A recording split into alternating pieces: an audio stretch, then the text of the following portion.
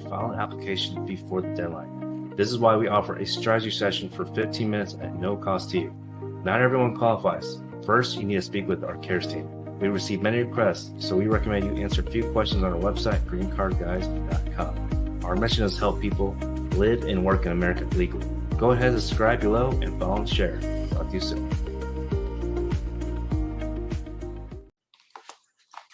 What's up? How y'all doing today on a live show at greencardguys.tv? We're here to share information, share some solutions, share some possible problems that our people have suffered through, so you can avoid them. All right, you can avoid those problems. So let me get set up here. I see some comments already, questions. Apologize for the late start here. Just finished the meeting. Alrighty, really appreciate the comments here. KLB mentioned, I think my videos. Well, that's interesting. That's good to know. Give the runaround. That's good to know. But the videos are very informative, and people ask that I become more accessible. To be honest, that's going to be very difficult because I know a lot of y'all want to speak with me directly. It's just very difficult because I manage a team. So if you're interested in services and want to speak with me directly, there is a traditional consultation fee in that sense, because I still offer a very, very low cost of a strategy session, and it only costs this amount. It's not with me though. This amount to speak to one of my teamers to make sure, to make sure that you're eligible, all right? Because that takes a lot of training. And so most of my day is spent on training and managing my team. So trust me, I do appreciate that feedback. But realistically, it's just not possible. So if you do want to speak with the managing attorney directly, you might have to consider another law firm, just to be honest with you. Yeah, anyways, I'm here to answer your questions. All right. Answer questions, and today's topic is marriage-based green cards, 2024. So here, ask me any questions related to that or any of the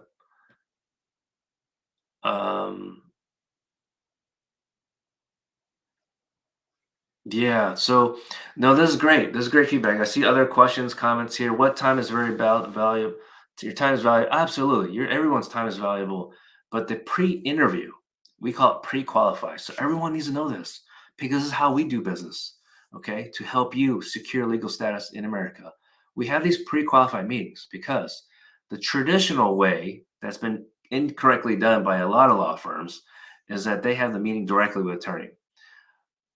Attorney's time is specifically focused on producing the case, to prepare the case properly, not consultations. When people sign up and authorize our team to sign up for our services, then we have an onboard meeting with our client advocate, which we call client advocate. It's a paralegal, and also an onboard meeting with the attorney. So that's when, at the very latest, the very I guess you could say soonest, you have a meeting with an attorney. I know it seems strange, but that's how we do business. If you don't want to do that, that's cool. Like you said, people will just go to another attorney, which is not true, because a lot of law firms I know do it the way we do it, and we don't do that anymore. We changed the process like 3 months ago, but thanks for the feedback. Would love to meet everyone, but that's just not realistic. Everyone has a certain role in our company. I definitely understand that you may want to meet with an attorney directly, and that's cool. We actually still offer it, but you got to pay for it the old school way. All right. So hopefully that makes sense. Now on to the topic of the day, and I'm happy to answer your questions. Marriage-based green card 2024. Now I'll give you some context here. The trend in 2023, is that the marriage cases were waived, and that's great. That's wonderful. If it continues, so far it has continued in 2024, but if you get scheduled for an interview in 2024, don't be scared. It's normal. It happens. That's the traditional way. They started waiving cases waiving the interview because there was a backlog because of pandemic. We're no longer in the pandemic. Probably we're a couple years out from the pandemic, right? I think everyone agrees, and hopefully, I think everyone like is grateful that no one has to wear a mask anymore, etc. But with that being said, don't get surprised. Don't be surprised if USCIS could stop waiving interviews. If you really think about it, what is the best way for USCIS to understand if you're a legitimate manager or not? Yes, through documentation, but that's not the only way. It's to actually see you have an interview, which is what my team does, right? With potential customers, potential clients. That's one of the reasons for a pre-qualified session. Okay.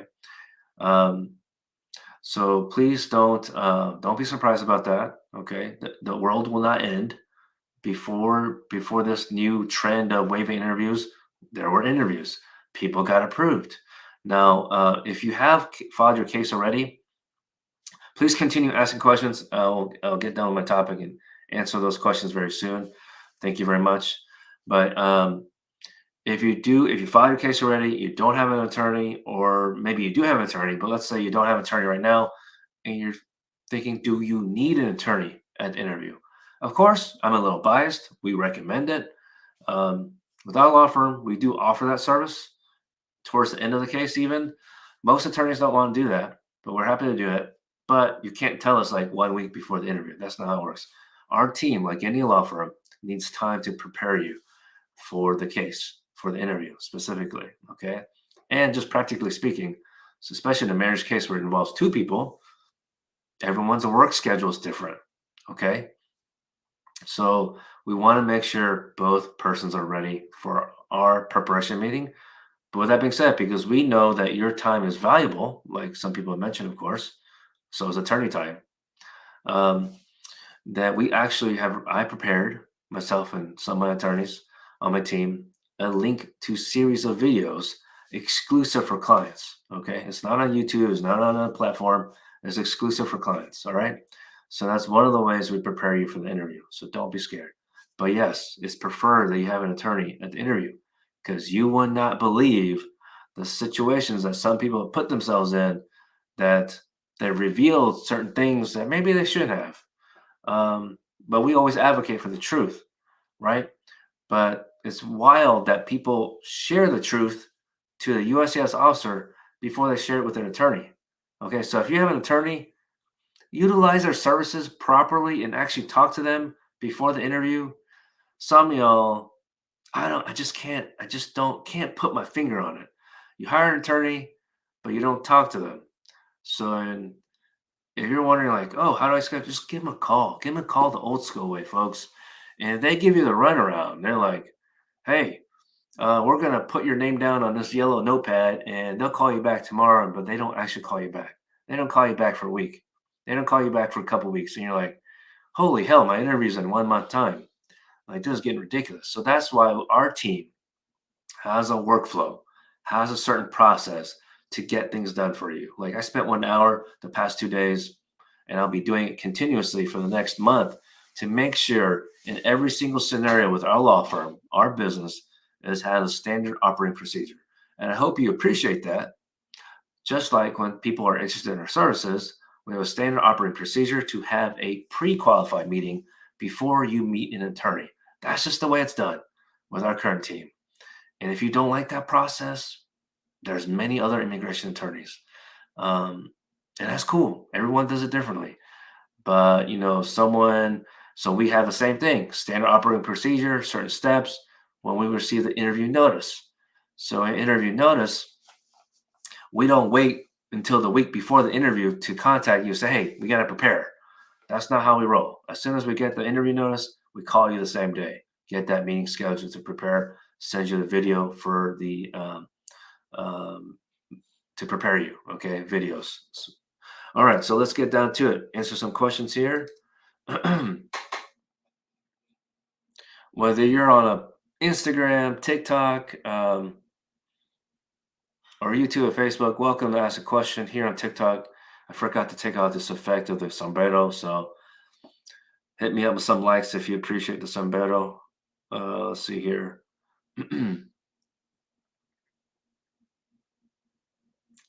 Pickle Pan. Okay, looks like you're the first question on here.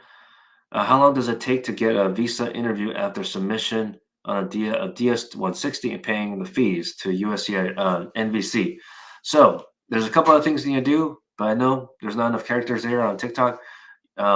Assuming you have uploaded certain documents to National Visa Center as well, for example, A64, things like that, then you're gonna have to wait for the email that documentarily qualifies you. Okay. Then from that point, it's probably on average, not I can't speak for every single consulate embassy across the world related to the United States, but average 6 months minimum. Okay. Well, so that maybe that's not the average, but I would say probably say minimum 6 months. And for some other countries, it takes a hell of a long time, unfortunately. All right, Jahon on YouTube, I-130, welcome back. Spouse petition by U.S. citizen for a person in Jamaica. I need more info, Jahon. D. Like, did you file a petition already? I know you've commented before, asked a question, but I can't remember if you filed a petition already. So there's different segments. It's very difficult, folks. I really appreciate all the questions about timing, but it's difficult to say like from the very start of the case all the way until the end that you get the green card or the immigrant visa. Whatever I say is not going to make sense to you because it's not relevant to every single consulate embassy. Is not relevant to each if the person lives in the U.S. or it's not the same. I mean, it's not the same if someone lives in the U.S. or someone lives abroad right now. It's very different.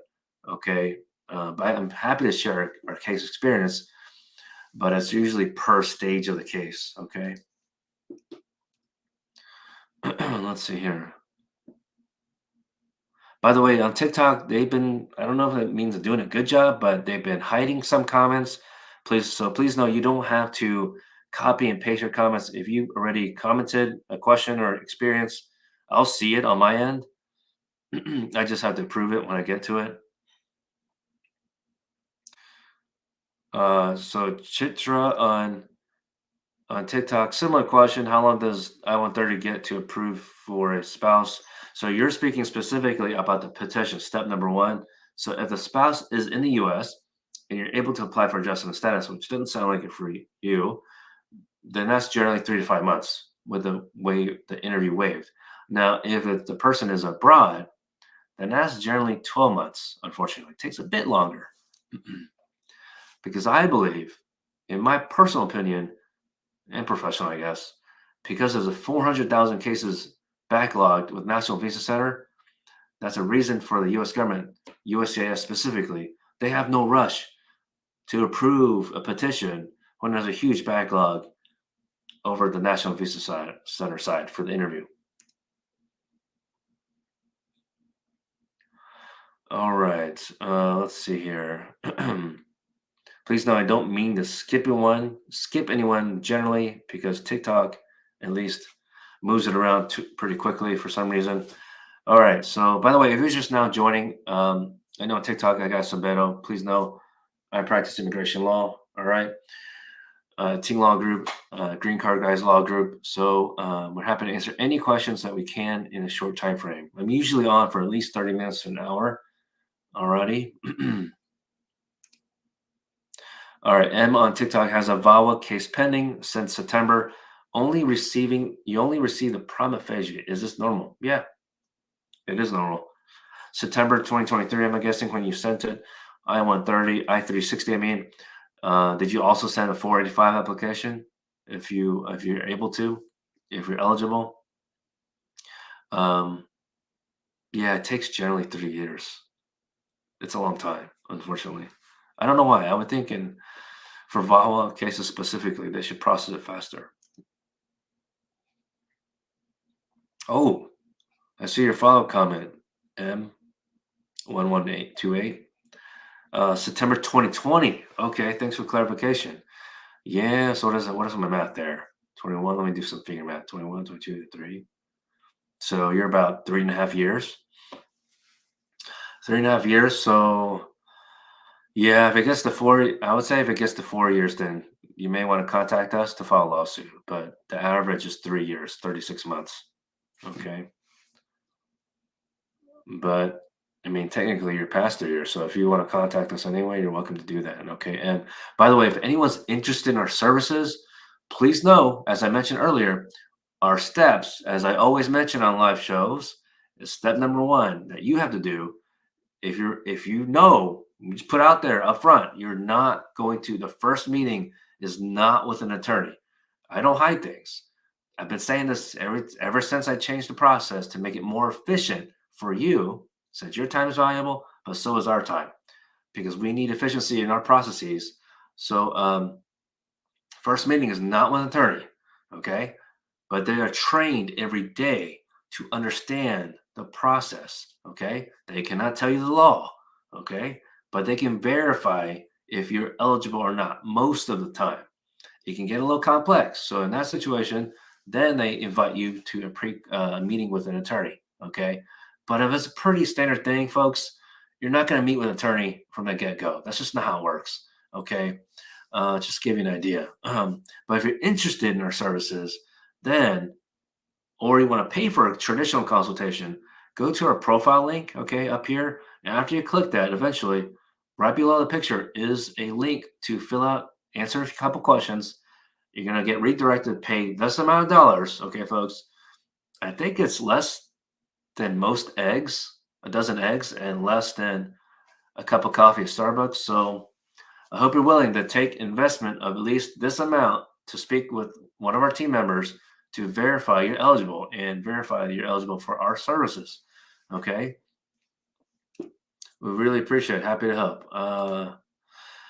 Batya on YouTube, you filed a second 751 and it's at the Vermont Service Center. How long will it take for decision with spouse waiver? Okay. So you got, uh, so to answer your question directly, Batya, is that 4 years, okay? Generally 4 years, because you may have received, I don't know, August 2022. It's been a long time, of course, but the last 2 years they've been providing extension notice or not, yeah, and receipt notice with an extension on it of 48 months. It's a pros and cons in this situation. The con is that the U.S. it's such a delay that USCIS acknowledges that it takes so long that they go ahead and give you 48 months extension on the conditional resident status. Isn't that wild? The good thing about that is that you can go set up an InfoPass appointment for the purpose of getting a stamp, I-551 stamp, in your passport to show that you have extension resident notice. You only received 24? Okay. So, Basia, so I recommend if y'all only receive the 24 months or 36 months, but not the 48 months and it's expired already, contact USCIS 1-800 375 5287. Please verify that number. Um, I was able to spit it out the last couple of days, and now I'm hesitating. But anyway, contact them to get a new extension letter if possible. Okay, or at the very least, if not a letter, then at least be able to schedule an InfoPass appointment at your local USCIS field office, so you get a stamp in your passport. But in general, 3, 4. So you're almost at two. You're about like what 2, 3, 4, a year and a half. So you're still early in that sense. Okay. In terms of lawsuit, I wouldn't file a lawsuit yet for 751 with 1.5 years. Okay. Let's see here. Hey, Juan, good to see you. Sorry I didn't get, or good to see you here. Sorry I wasn't at the couldn't meet you today. Hopefully everything's going well. Okay, I'll check in on your case. Um, Thanks, Juan.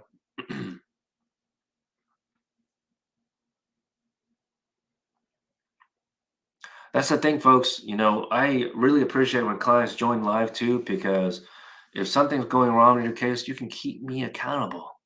You can find me, right? There's some attorneys, you can't find them, even though you got their phone number.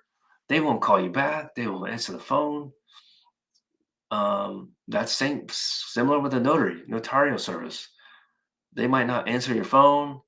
They'll say, "Yeah, we'll call you back." They don't call you back. So we have a lot of clients that have gone on live here that have shared their experience. Um, whether it's negative or positive.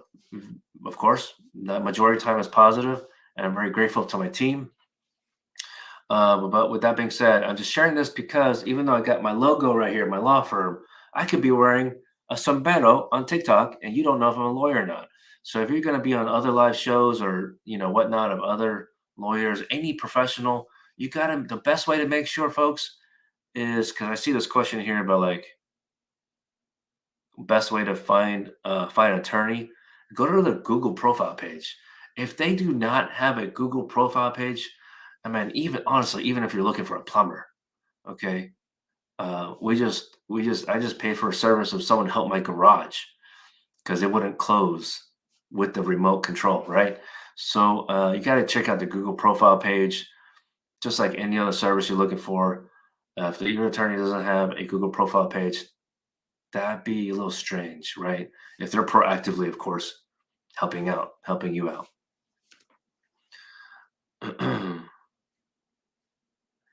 Jahon asks, are there backlogs in Jamaica Embassy? Yeah, it's backlogs everywhere. Um, Backlogs everywhere, and they don't show public data or data publicly to say, okay, in this country, you are this embassy or consulate has like 5,000 files open or ready to be scheduled. They don't have that data shown for us. What they do show is a total number in general, and then they also show. Thanks, Juan. I'm gonna screenshot that if I can. Appreciate it, boss. Juan says that we got the most and best reviews on Google. Really appreciate that comment. Um, really care about customer service. And the thing about customer service, I've been messing around and sharing about like lawyers not answering. A lot of lawyers I know are great, but those are lawyers I know. I don't know. I don't personally know any bad lawyers. All right. So the things I share is really specific from people that share that information with us. So you got to ask whoever lawyer you're considering, you got to ask questions. Okay. You really got to ask questions because it's your case, it's your legal status in front of you. Okay. What was I saying about backlogs? So Jahon's question in terms of backlogs, there's no website that, as far as I know, there's no public website with the government to say like, oh, this embassy or consulate has these many cases pending before the interview or after. That would be great. So if anyone's in IT, has some programming skills, let's talk because we need to reveal U.S. government. We need to reveal what's behind the scenes that no one knows. All right. So programmers, shout out to y'all on what y'all do. Let's chat. Wild Rider, you watched the video and you have a situation. I really appreciate you for watching our videos. Anything that can share knowledge. That's really the thing, folks. You have a situation where you entered on a C2 visa and overstay. What are your options to stay legally in the U.S.? C2, do you mean the crewman visa? Is that what you mean, C2?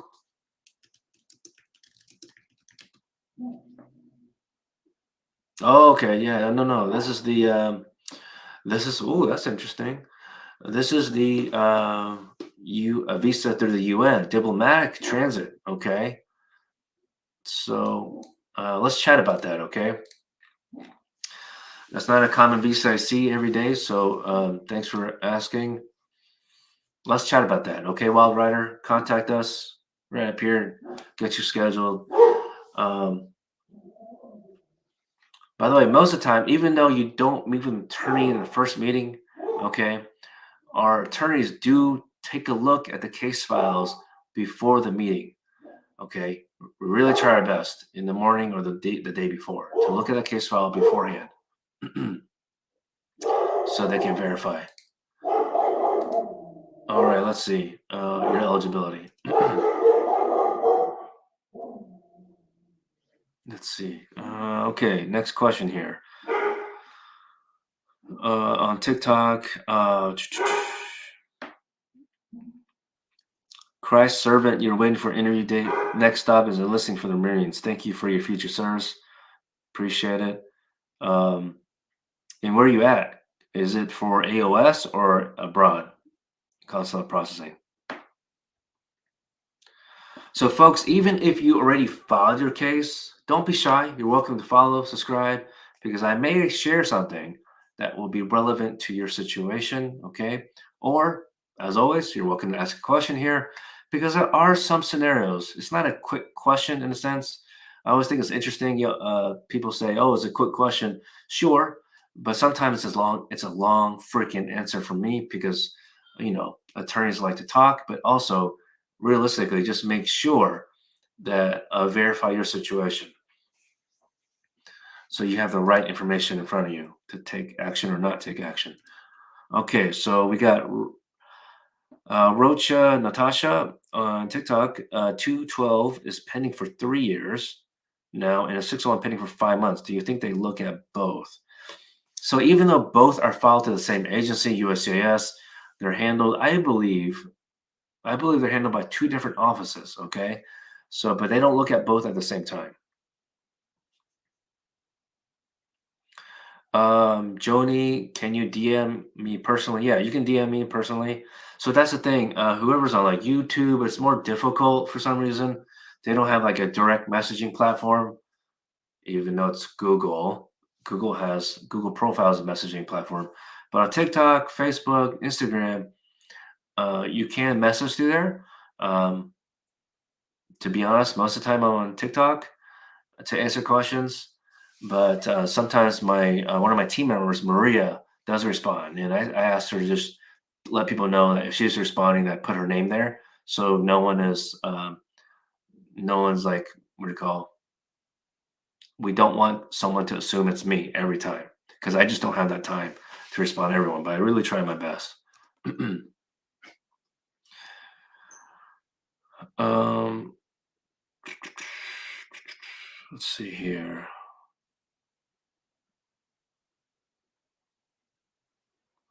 Okay. I see some questions on how to contact us. The best way for you, this question is on TikTok at least, is to follow up above. I know you can't see it because of the hat, but my finger's pointing above here to follow right there or click it. And then there's going to be a link underneath my picture, profile picture, and you can answer a few questions there. And then you can get redirected a couple times, then you can schedule a meeting. Let's see here. Betty, 2014 crossed over Mexico, got caught. Then 2 days later, you crossed in. Can you still get married to a U.S. citizen? It's possible if there's something called voluntary return. It's not necessarily on the document, but if it's considered a voluntary return versus a deportation or removal order, then it's certainly possible, Betty. Okay, certainly possible. So um, contact us and we'll check it out. Let's see here. Wild Rider says you didn't get your answer. Pretty sure I responded to you. Okay, maybe you didn't see it earlier. So Wild Rider, you need to contact us for that, okay? Because I don't have that. There could be so many different scenarios for your situation. Well, okay, in general, if someone overstays, Juan, I see your question. I'll get to that soon. If someone overstays their visa, the only way to be able to get status in America is to marry a US citizen. Okay. No one likes to hear that. Okay. If your goal is to get status in the United States, okay, that's the general assumption that's the goal that people have, right? Their objective is to get the green card resident status while in the United States. Now, if you overstay and you get status through like a company wants to sponsor you or a different family member, like a sibling wants to sponsor you, you would need to qualify for a waiver, unlawful presence waiver, the 601A form.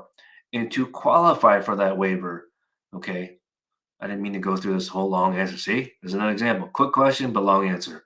To qualify for that waiver, you need a qualifying relative, and that is a spouse or a parent who is a U.S. citizen or a resident.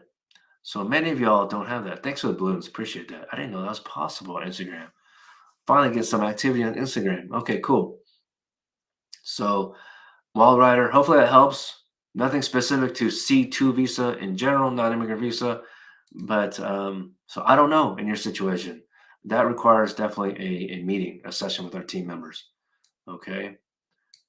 Let's see here. Okay, now let me go down here. Jenna says this is a Hu Choi hat. I didn't even know what that was before. Okay, good to know. I need to look that up.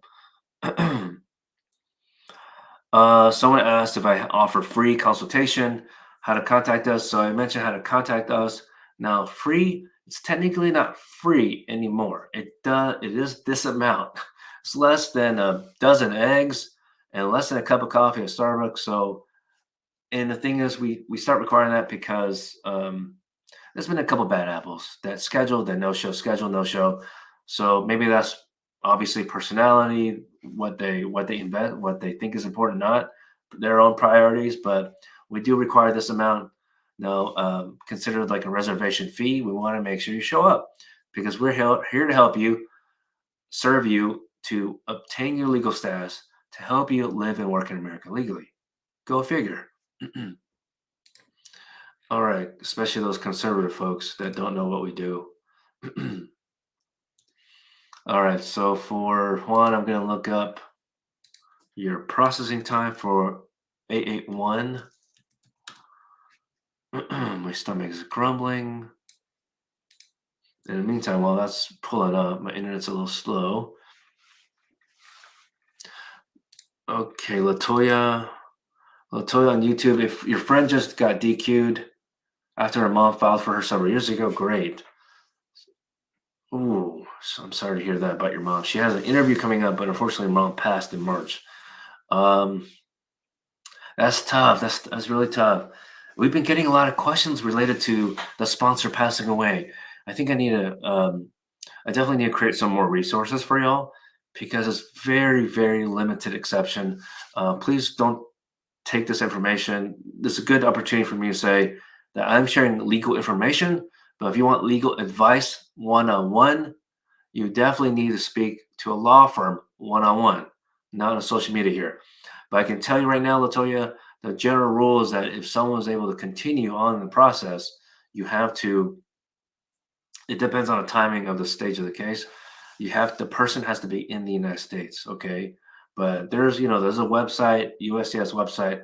We're happy to share that resource um, with you or your friend. So contact us because it is pretty detailed.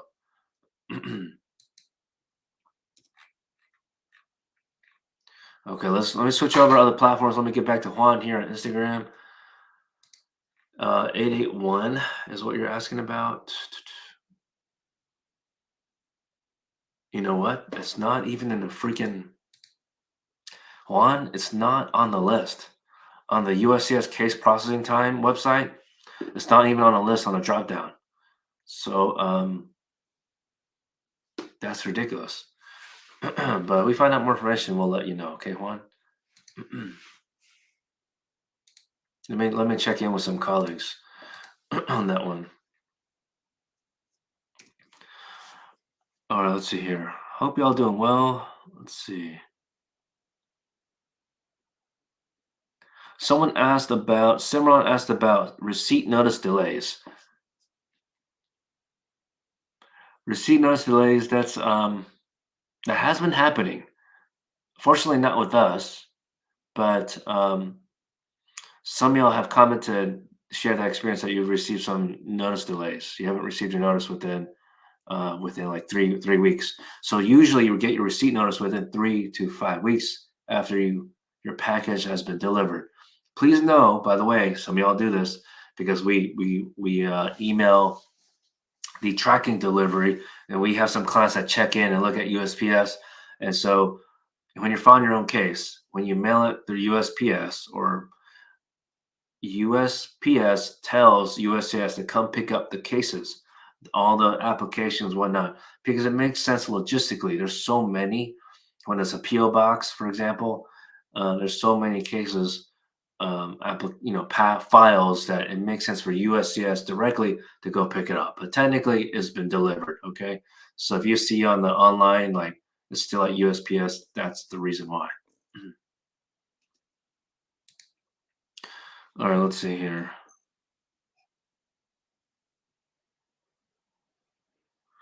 Hope y'all doing good. Let's see. By the way, some server y'all tagged me on TikTok for someone else. I think her name is like Mimi or something. I do need to record a video for her. But if you see other people, whether it's on Instagram or something as well, I don't know, it's possible there. But you see someone else that has immigration question, and they ask, especially if they ask for another recommendation for immigration attorney, you're welcome to tag me. Really appreciate it. And I'll see if I can record a response video. Isn't that cool about social media these days? You can get your answer much more quickly than in the past.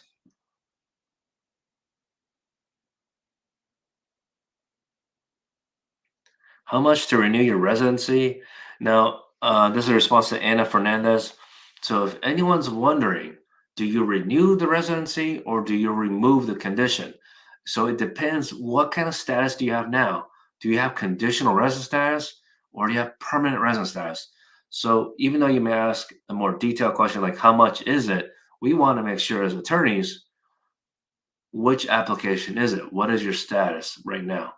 But generally speaking, between each of those forms, whether it's the I-90 to renew or to remove condition 751, it's like generally 7 to 750. Okay, hopefully that gives you an idea. All right, the next question here to answer. I always try my best to answer. If I cannot answer in the moment, I'll definitely let you know because I may not have that knowledge base right now or trends have changed. So let's see, Deepu on YouTube. Hello, sir. You're from Nepal, and your husband applied a case for the spouse visa. The case is not outstanding right now. What do you mean not outstanding? Is your spouse? Because you said it's going to be 2 years tomorrow. He applied for application May 15, 2022. It sounds like it is outstanding, like it's taking a long time, if that's what you mean. Is your spouse a U.S. citizen, Deepu, or a? Okay, I see your second comment here. He applied for a case when he had residency in February. And in February he became a citizen. Now he updated the case. I hope he updated because it's supposed to go faster now. I mean, not like tomorrow, but when someone, by the way, folks, so if you're in a situation where your spouse who sponsored you is a resident, but then became a citizen later on, you do have to update the relevant agency. So it could be USCIS or it could be National Visa Center. If it's at a USCIS, you definitely need to update them because they take a hell of a long time, much longer processing time when the spouse is a resident versus U.S. citizen. Okay, the key difference is because of Congress, immediate relatives, that relationship, spouse to U.S. citizen, the cases are don't have to wait for a visa. Okay, there's no visa limitation necessarily. You still have to wait, of course. All right, let's see here. Let me switch over to other platform here. I try my best to answer your question, even if you don't ask a question. I see. Okay, so I do see a follow up question. So Charles Clements on TikTok, you followed I-130 for your wife in Sierra Leone. What are steps? Um, well, I'm assuming you filed I-130 already, and your spouse is abroad, so that's all you can do for now. I-130. And when I say I-130, there's a couple other forms, but that's the main form. Okay, I-130. But that would take minimum 6 months to a year just for the petition. Okay, assuming you're a U.S. citizen. If you're a resident, then it's going to take almost like double the time. There's many more steps, so we're happy to offer you a free guide. We'll email it to you if you contact us. All right, JV on TikTok, AOS interview in January 2023. You just found out that RFE issued. Hmm? You just found out RFE issued on the same day of the interview, okay, but you never received it. What do you do? Well, shoot, what does it say in the status right now? What's your status right now? What does it say online? Because if RFE was truly issued, which probably at the interview, but you would think it was issued at the interview if it's the same day. Doesn't always happen that way. But you want to check online because does it say your case has been denied? You want to check that out, okay? Because you don't want to go through the whole process again if you can help it.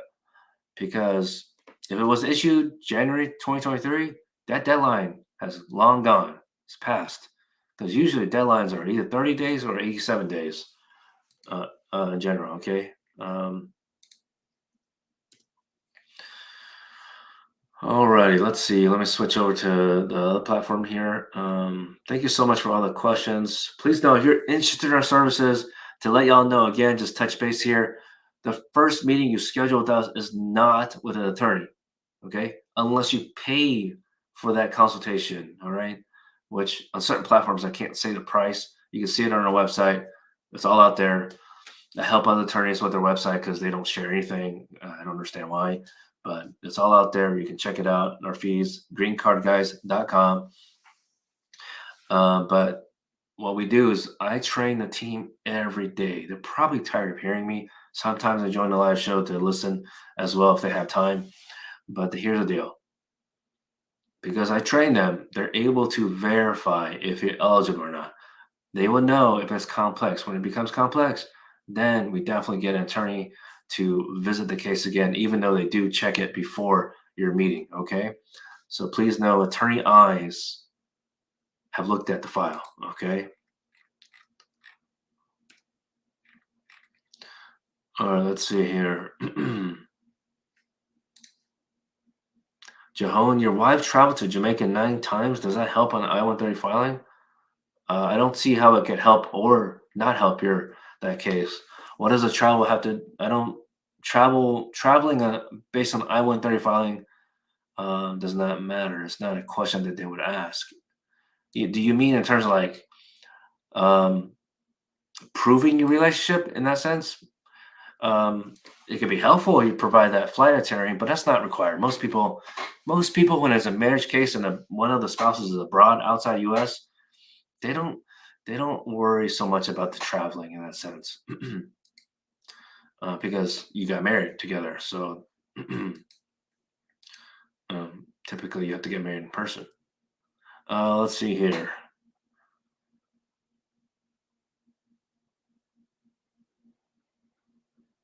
Let's see the next comment here. God is good. On TikTok, your court transfer your case from master to individual hearing. What should you have to do to be ready? Okay, great question, but that's something that's more like a webinar. But what should you do? You have to make sure you're eligible. So what application did you file?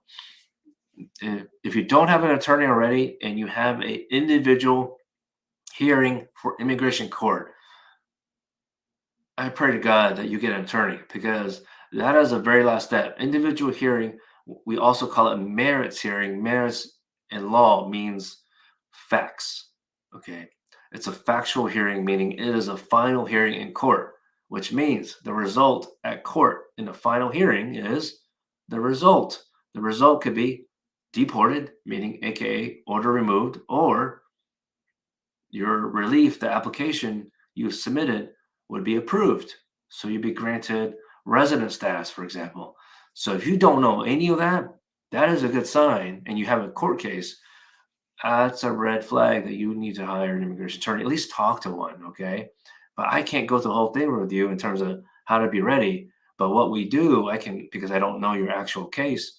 But what I can say is that if you do have an attorney, you need to make sure you meet with your attorney 30 days before, because the default deadline for us to submit evidence is 15 days before the court hearing.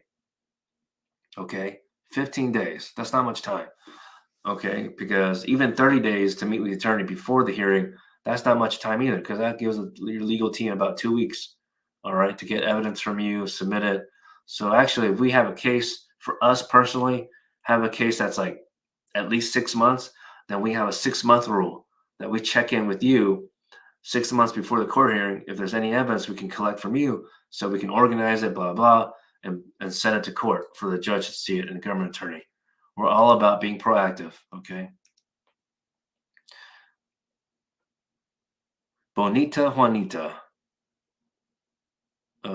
I may have missed your prior comment, but I used the one I found here.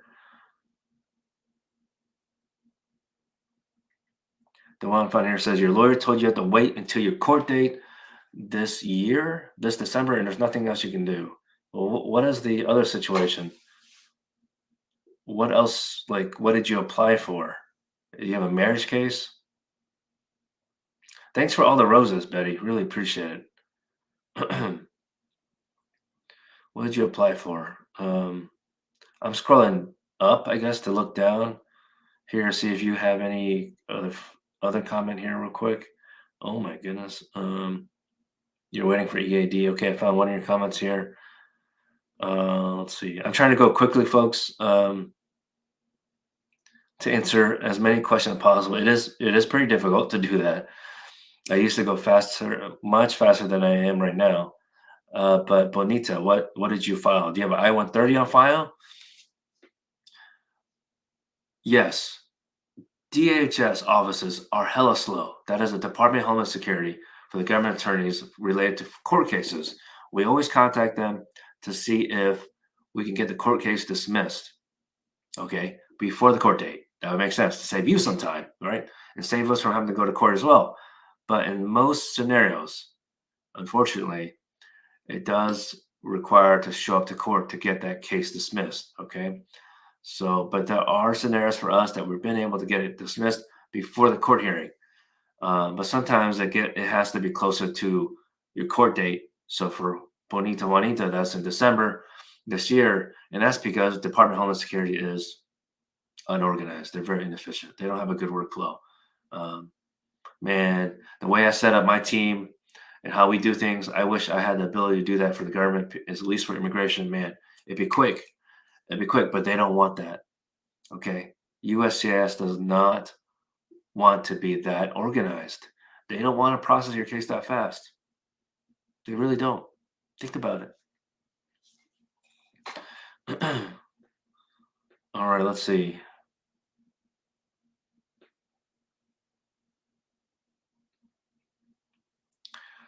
Um, so I try my best on the live show to answer your question, but if it's something where you are interested in our services and also, of course, want that question answered, then please schedule a meeting with us. Okay, it'll be a pleasure to assist you. Right up there, um, I'm putting up here, but depending on platform, there's different options. Okay, follow and click the link, answer a few questions, and schedule a meeting with us for your so we can share our services. Okay, let's see here. Let me switch over to. Thank you so much for the questions. Thank you so much for your trust. I think the next one on YouTube is Test Bond 007. Your niece overstayed. She has a fiance at H1B. He said he will take her to India on 212 waiver and get her H4. No, that's not that's a. It depends how long she overstayed. So your niece needs to talk to Immigration 101 for herself. Okay. Um, yeah, that might not work. Okay, that really depends. Need to show some hardship on that.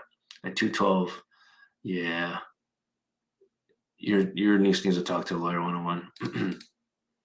Because at the end of the day, whatever I share might not matter because it's her case. I really appreciate you asking the question, but the spouse might not care to get in contact with a lawyer. So, but you should tell your niece to talk to a lawyer 101. Anthony, your document is passed. What do your travel document is expired? Is that what you mean? What can you do to get your travel document? I think you mean just renew it. Maybe I'm missing a word in your what you mentioned here. Okay, Jay, can one write a motion Motion to rescind the abstention order and reopen and remove proceeding. Yeah, you can do that, but do you know what you're doing? Have you done it before? Then this is a critical situation where you really should hire an attorney. If you have some budget in that to hire an attorney, which is really in your best interest, because after you, even if you are able to reopen, which I hope you can, but I can tell you right now, if you did not receive the notice of the hearing to attend court, then yes, you had the best opportunity to tell them, hey, I didn't receive it. But did you also take action to update them? Let's say you moved, right? When you moved, did you update the court that you changed address? And so that's the kind of information you need to provide in your letter, in your motion. If you moved, but you didn't update the court, you're less likely to get that reopened. And but even if you get that reopened in court, your case, because you didn't show up the first time or the prior time, the judge wants to know, are you even eligible for some kind of status, so like residency, for example? If you're not what we call prima facie eligible, then they're less likely to reopen it. Okay. Essentially, it's like reopening a can of worms. So they want to make sure you are possibly on paper eligible. That's the best way I can explain it as what prima facie means. All right, let me switch back over here. Let's see. All right, so now at this point of this hour, later hour of the show,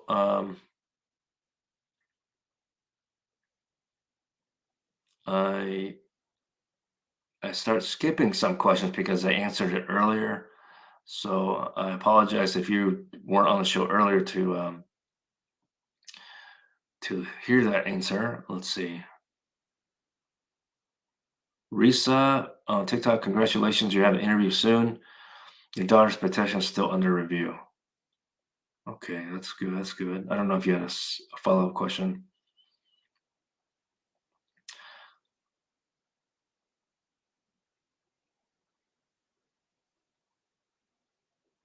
Sidlow asked a question. I think someone else has a similar question. Can someone fly from Oklahoma to Florida with a Mexican passport, or let's just say any foreign passport, with the current immigration laws? No, I don't agree with certain conservative states with their new laws that are related to migrants. Okay, um, these are one of those laws that, at least in Texas, they pass it, but sometimes it doesn't actually affect anyone. But you want to be ready because it does provide law enforcement authority to check your legal status. But with that being said, flying from one state to another state is permissible because that's not related to the state law. Okay, that's related to your ability to get on the airplane, for example. So with TSA, just get through security, you do need to have a photo ID. So you can use your passport. All right. But TSA does not ask for your legal status. So that's a good thing. Now, on the airplane, though, if it was an international flight, then they do ask for the legal status.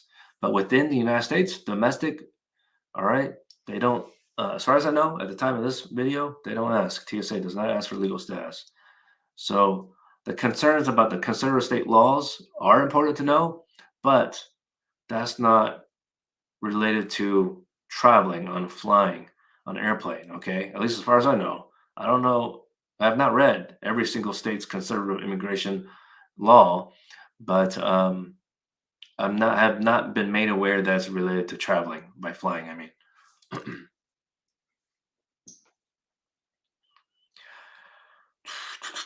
let me see if I can scroll back here so I don't miss anyone. Thanks for the flowers. Really appreciate it.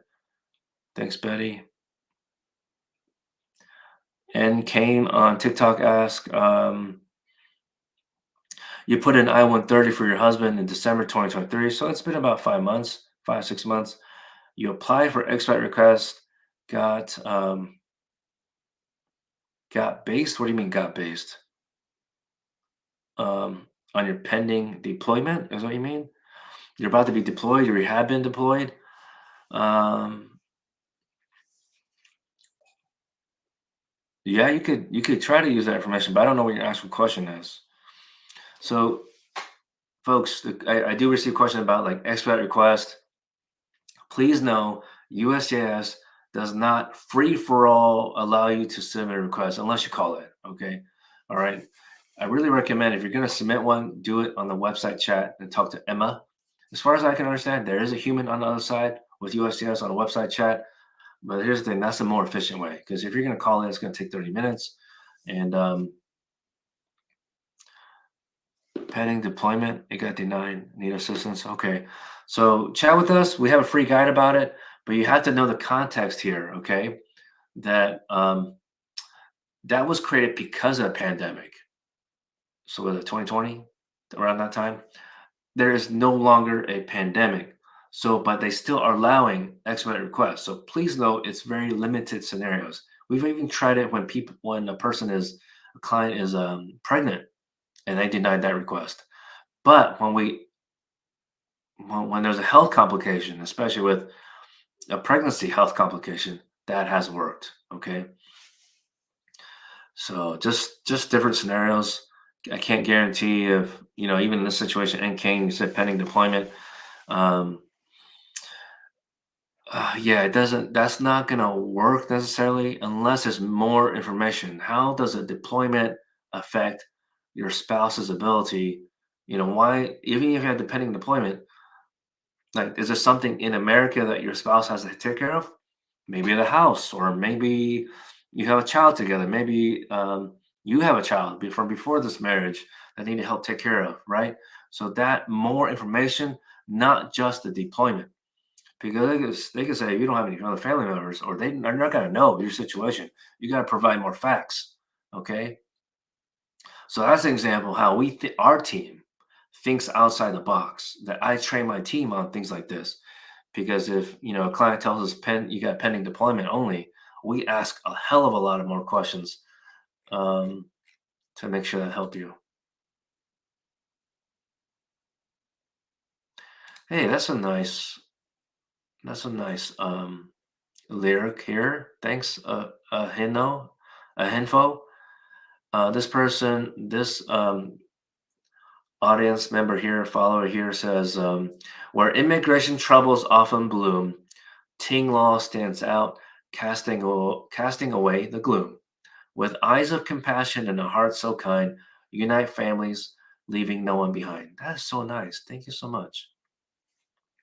I really appreciate that. And if I can, I'll see if I can screenshot that. That's pretty cool. I'll share that with my team. Okay. Let's see here.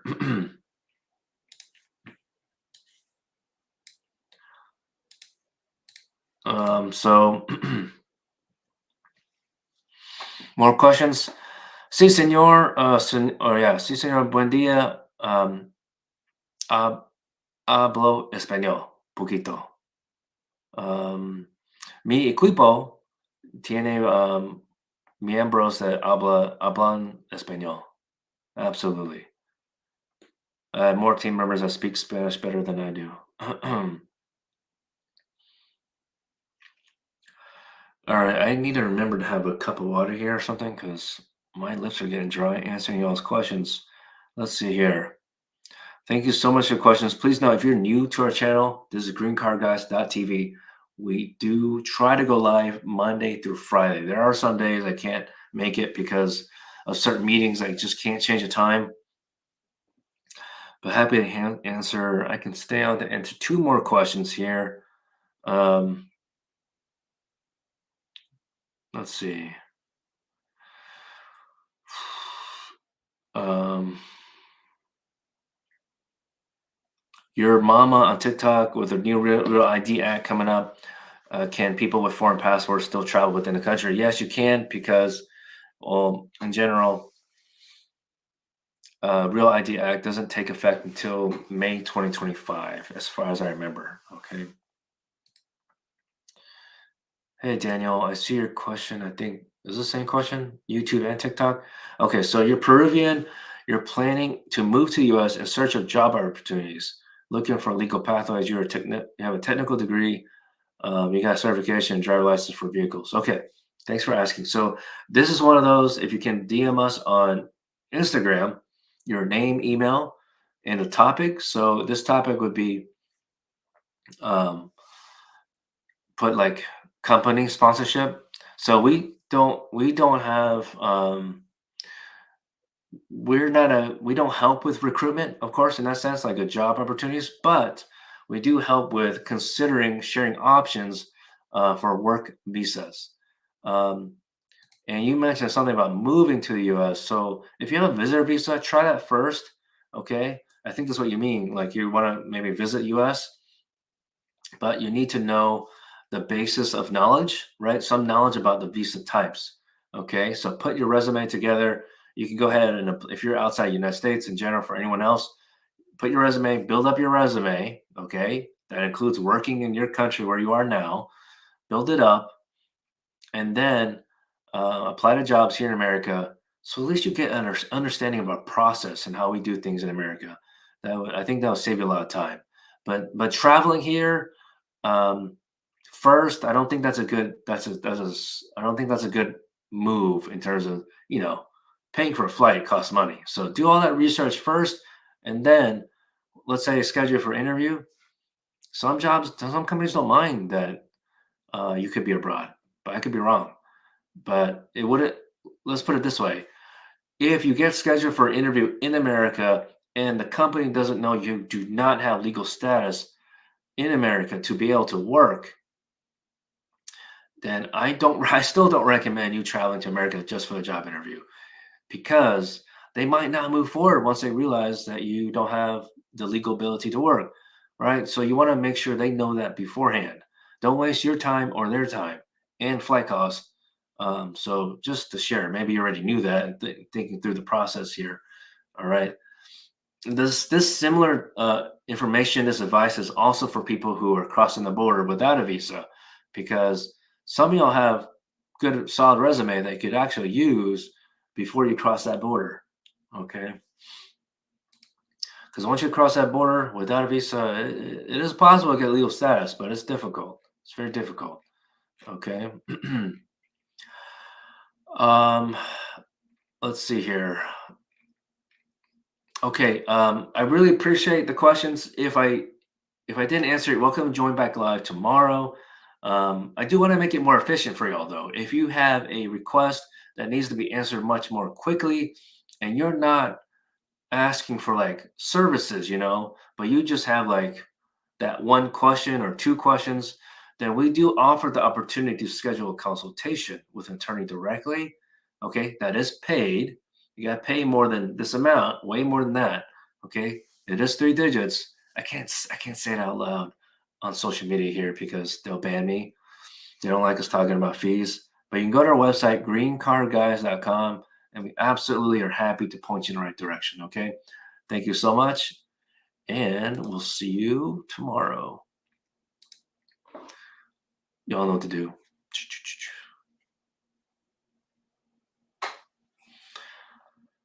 Y'all have a good one. Follow, share, and like.